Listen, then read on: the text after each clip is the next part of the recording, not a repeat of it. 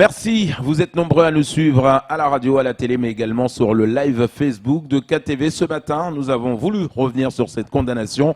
Hier, du côté du tribunal, ces deux braconniers finalement reconnus coupables et jugés 2 ans de prison ferme, sauf que nos deux braconniers se sont volatilisés. Pour en parler ce matin, revenir un peu sur les actions de cette association également que nous encourageons de jour en jour dans cette émission, c'est François Elipote, le chargé de mission scientifique au sein même de cette association. Il est avec nous sur ce plateau. François, bonjour et bienvenue. Bonjour à vous.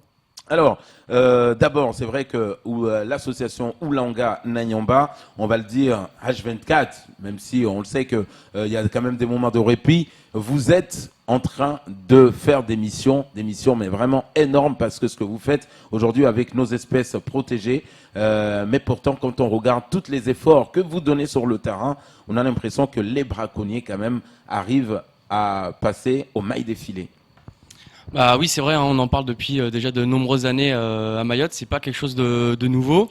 On met en place plusieurs actions et au fur et à mesure du temps, on essaye de voir un peu, de mesurer comment ces actions ont des conséquences sur le braconnage. Hein. Voilà, donc ça passe par la sensibilisation. On pense toujours que c'est très important parce que c'est un travail sur du long terme. Et bien évidemment, on fait du renseignement sur les plages, des constats de braconnage. Beaucoup sur Petite Terre, on en a déjà parlé ici, pour le suivi de la plage de Papani, où il y a vraiment beaucoup de cas braconnés. Hein. C'était 60 en 4 mois l'année dernière et sur la même période 40 cette année. Donc voilà, hein, en l'espace de 8 mois, on a une centaine de tortues sur une plage. Bien sûr, on suit quelques autres plages de Mayotte pour essayer de comprendre un peu le phénomène à l'échelle de l'île, et on n'est pas tout seul. Il y a un réseau qui se crée avec d'autres associations et les services de police de l'environnement. Alors on le sait, à chaque fois qu'on vous reçoit ici, on le dit, vous n'êtes pas des policiers, vous n'êtes pas des gendarmes, vous êtes là pour la sensibilisation, vous êtes des bénévoles, vous êtes une association, vous ne pouvez pas être partout. Et les braconniers aujourd'hui, on a l'impression qu'ils connaissent parfaitement mieux le terrain encore pour pouvoir continuer à massacrer ces espèces. Ils connaissent extrêmement bien le terrain et ils s'adaptent surtout à chaque situation et à chaque méthode qu'on essaye de mettre en place, bien sûr. Donc là, il y a vraiment un aspect très important des forces de police qui viennent vraiment compléter nos actions. Bon, ce qui est plus compliqué maintenant, c'est qu'apparemment, ils changent de technique, c'est-à-dire qu'ils prennent les tortues et ils font le dépeçage sur la mer. J'ai entendu ça pour essayer de déjouer les trucs, mais ce qu'on voit, c'est qu'il y a une recrudescence du braconnage en avril et à cause du Covid, et 28 cadavres de tortues sont comptés sur les seules plages de Mayotte depuis le début du confinement. C'est énorme. Est-ce que vous avez le sentiment que ça va s'empirer, ou est-ce que enfin, avec ce jugement qui a eu lieu hier de 2 ans ferme, qui a un message clair lancé, ça va calmer le jeu? Alors on l'espère. C'est vrai qu'il n'y a jamais eu des peines de prison, on va dire, aussi importantes. Donc c'est clairement un message, et on souhaiterait en effet qu'il fasse effet. On a du mal aussi à mesurer l'ampleur du braconnage de manière scientifique. Il y a eu une augmentation pendant cette crise sanitaire. On l'a mesuré uniquement sur la plage de Moya. En plus, on la connaît tous, hein, c'est une plage qui est très fréquentée, on va dire, par nous les hommes. Voilà, je pense qu'il y a vraiment plusieurs actions à mettre, à relier un peu les unes avec les autres, avec vraiment beaucoup d'acteurs qui travaillent ensemble. Et ces peines de prison, j'espère qu'elles vont être dissuasives. C'est pas le maximum, hein. Je rappelle que pour les délits de braconnage, c'est 3 ans de prison et 150 000 € d'amende. Donc on a encore une petite marge de manœuvre, on va dire, si ça suffit pas. Alors on le sait, dans toutes les plages de Mayotte, notamment du côté du sud, à Sazilé, ça continue, des braconniers. Mais aujourd'hui, on a le sentiment que entre ceux qui consomment et ceux qui braconnent, est-ce que finalement aujourd'hui, si vous aviez un appel à lancer par exemple aux autorités, c'est aussi d'aller chercher quelque part, ou de commencer à pister un peu ceux qui commandent cette viande, ceux qui la consomment surtout? Alors c'est ce qu'on essaye de faire aujourd'hui, hein, et depuis quelques temps déjà, c'est de vraiment cibler le consommateur. Voilà. Alors je sais qu'il y a des travaux qui sont faits justement. Ça va mettre un peu de temps, je pense, mais ça va sûrement porter ses fruits. Et j'espère que d'ici quelques mois, quelques années, eh bien, on réussira à attraper des consommateurs de viande de tortue. Donc voilà, ils sont pas tranquilles, je pense, pour l'instant. Alors au premier jugement, Mayotte était choquée, surtout cette partie de population qui comprend aujourd'hui l'importance du travail et des actions que vous menez, c'est-à-dire protéger ces espèces menacées. Donc quand on a entendu, ils sont relâchés parce qu'il y a vice de procédure. Après, c'est la justice. On peut pas aller à l'encontre de la justice. Mais c'est vrai que quelque part, nous, on va dire le petit citoyen lambda, quand on s'attend à ce que la justice soit ferme et que le juge ce jour-là décide de les relâcher, vous étiez quand même aussi touché, déçu. Il y avait une grosse déception. Bien sûr, une énorme déception. Après, voilà, vous l'avez dit, hein, la justice a aussi fait son travail. Il y a des lois et ça a été carré à ce niveau-là. C'est pour ça qu'on a fait appel de cette décision et le verdict final, pour nous, il est recevable. C'est clair et net.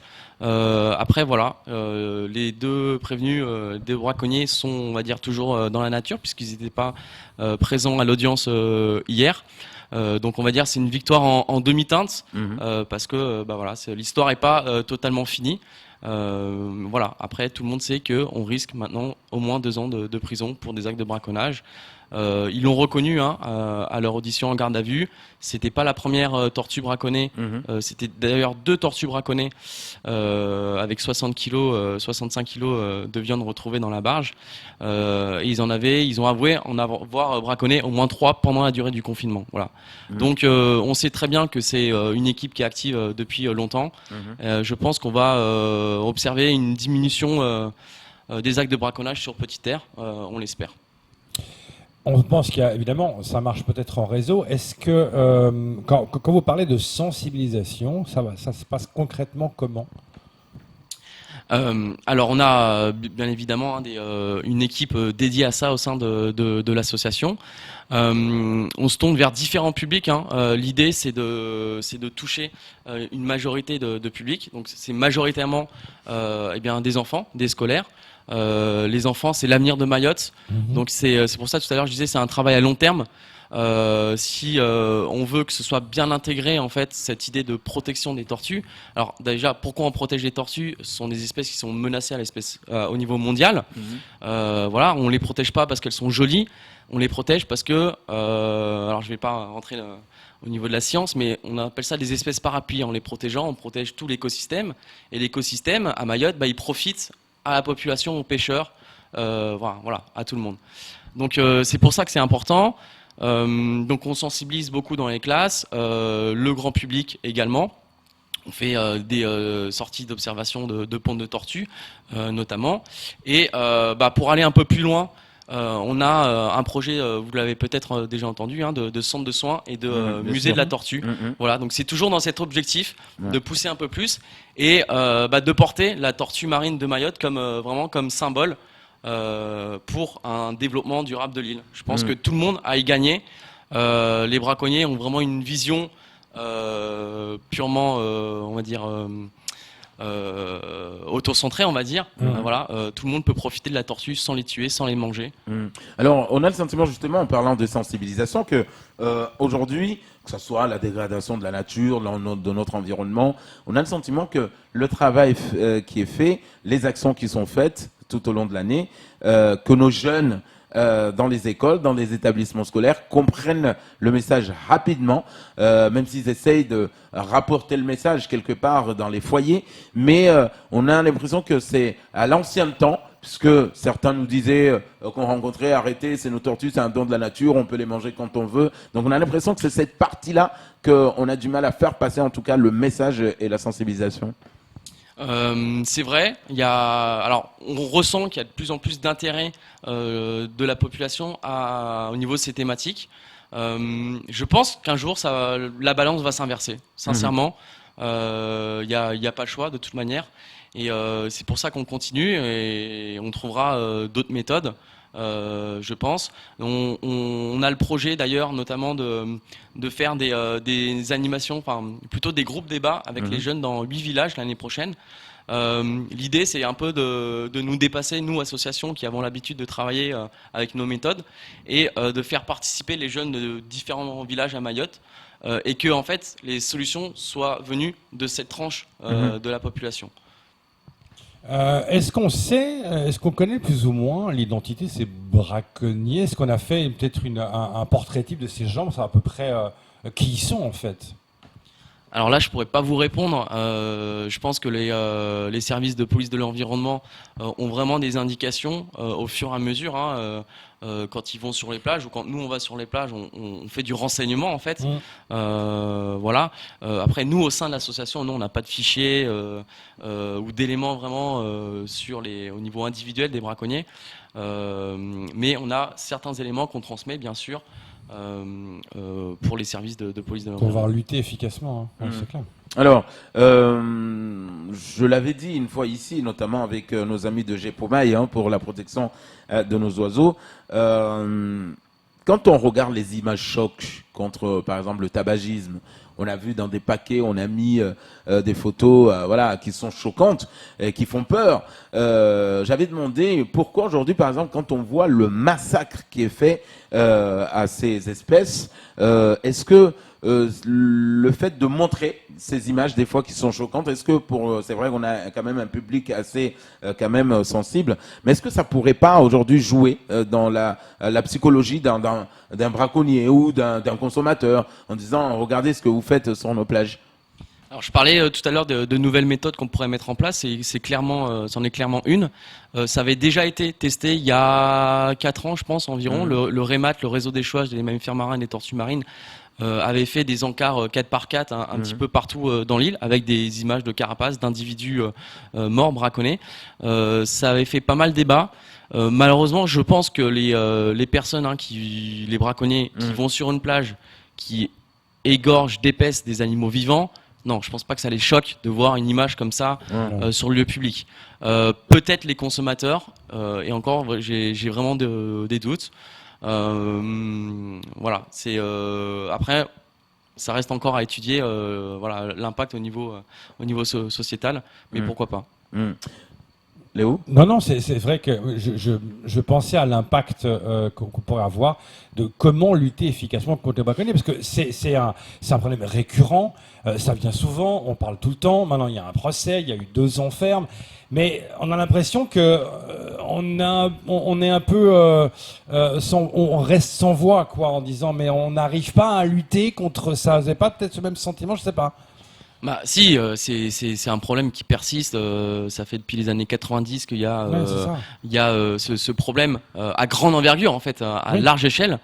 Je pense que depuis 2 ans, déjà, quand on voit le nombre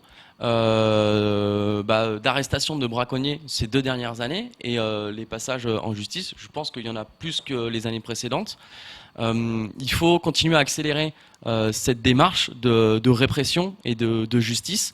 Vraiment l'intensifier, et je pense que c'est comme ça qu'on va gagner ce combat. Alors récemment on avait entendu cette nouvelle que au sein même de la brigade verte ou une brigade nature, je pense du conseil départemental, il y avait un ancien braconnier qui a été embauché par le conseil départemental. Est-ce que pour vous, d'un côté, c'est bien parce qu'au moins il va prendre conscience de ce qu'il faisait, que c'était pas bon, ou ça c'est mettre le loup dans la bergerie? Alors là, on revient sur un cas précis l'année dernière. Je vais pas forcément revenir sur ce cas, mais bon, l'idée d'embaucher un braconnier, faut que ce soit vraiment étudié. Bien sûr, ça se fait dans des réserves en Afrique, par exemple, parce que c'est des gens qui ont une connaissance en fait du terrain aussi bien que nous. Voilà. Après, faut réussir à le faire changer d'avis, voilà. Des mentalités. Des mentalités, bien sûr. Oui, ce qui est pas évident. Juste pour rappeler aux gens, quand on nage avec les tortues, parce qu'on en voit, c'est magique de les voir, on a envie d'aller les toucher. C'est un peu le réflexe que souvent les gens ont. J'aimerais que vous précisiez maintenant quel est le bon réflexe à avoir quand on est tout d'un coup, on nage et on est à côté d'une tortue. Oui, alors c'est très important ce que vous dites parce qu'on crée forcément un stress à l'animal hein, quand on s'approche. Le parc marin va bientôt lancer a déjà édité une plaquette justement d'approche de ces tortues marines, que ce soit en mer ou sur terre. Alors on a vraiment différentes méthodes d'approche. Hein. En mer, il vaut mieux se placer derrière l'animal et pas de côté ou de face. Voilà, c'est vraiment ce qu'on peut préconiser. À distance, bien sûr. On n'a absolument pas le droit de les toucher parce que on peut être vecteur de maladie et elle aussi, voilà, tout simplement. Et sur terre, vraiment sur les plages, je vous invite pour l'observation des pontes, tout particulièrement, à vous rapprocher des professionnels de l'observation des pontes de tortues. On est plusieurs sur l'île. Il y a les naturalistes qui font ça à Sazilé, le conseil départemental et Oulanga à Moya. Pourquoi ? Parce que c'est vraiment des phases très très stressantes pour les tortues quand elles viennent pondre. On peut en fait tout simplement les empêcher de pondre et les empêcher de recréer le stock d'individus dans la population tout simplement. Donc ce qui est important, c'est de bien dire qu'il ne faut pas les approcher pour les toucher, parce que ça les stresse. Parce qu'on a l'impression qu'elles ne sont pas stressées, les tortues. Quand on les voit, on est plus souvent au-dessus d'elles pour voir et on reste au-dessus. Mais ça les stresse apparemment. Ça les stresse. Alors après, il y a différents endroits sur l'île où quand il y a beaucoup de fréquentation d'hommes, elles finissent par s'habituer.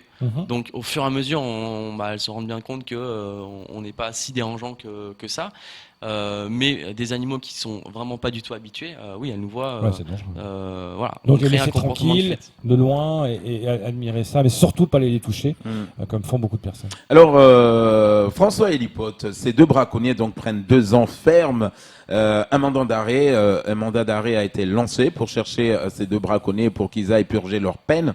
Vous, dans votre politique de sensibilisation, est-ce que ces 2 personnes, une fois enfermées à Maïchkavo, est-ce qu'il faudrait faire un travail autour de ces 2 détenus? Est-ce qu'il faut aller les approcher, il faut aller les voir, il faut demander à la justice, qu'on aimerait quand même comprendre pourquoi et comment? Est-ce que ça peut amener une solution pour demain? Essayer de comprendre pourquoi faire ça et amener la sensibilisation au sein même du centre pénitentiaire. Alors de comprendre pourquoi les braconniers font ça, on le sait très bien, c'est l'appât du gain. Tout simplement. C'est pour l'argent. C'est pour l'argent. Donc je pense que malheureusement, on n'aura pas grand-chose à faire avec ce type de personnes. Après, si c'est pour une autre raison, pourquoi pas. Mais voilà, faut vraiment étudier tout ça. Je tiens à préciser que ça devait être en cours cette année, mais à cause du confinement, ça va être reporté. L'année prochaine, il y a une étude qui va être mise en place par une étude socio-ethno-écologique, on va dire, pour essayer, donc c'est une équipe de scientifiques qui va aller dans les villages et qui va essayer de comprendre un peu la tortue à Mayotte, comment est perçue la tortue marine à Mayotte, donc pour avoir une idée de la représentation culturelle au sein du territoire. Voilà. Donc on aura des réponses par rapport à ça, je pense, plus que en consultant des braconniers qui font ça, je pense, exclusivement pour l'appât du gain. Alors, je vais vous poser une question pour finir ce temps de parole. Je l'avais posé, j'ai peut-être un début de réponse, mais la dernière fois que j'ai reçu vos collègues, j'ai posé cette question. Pourquoi aujourd'hui on n'arrive pas encore, avec l'aide de l'État, du département, à pucer nos tortues pour pouvoir les suivre et savoir, bon, celui-là il a disparu, peut-être qu'il a été braconné ou pas. Est-ce que c'est difficile? Est-ce que ça coûte cher? C'est extrêmement difficile. Pourquoi? Parce qu'il y a énormément de tortues qui viennent pondre à Mayotte. Fort heureusement, est-ce qu'on peut pas choisir certaines espèces qu'on a pu identifier, par exemple? Ouais, donc le conseil départemental faisait ça jusqu'en 2018. Il y a des nouvelles méthodes. On a une image derrière de photo-identification, de faire ça par photo en fait.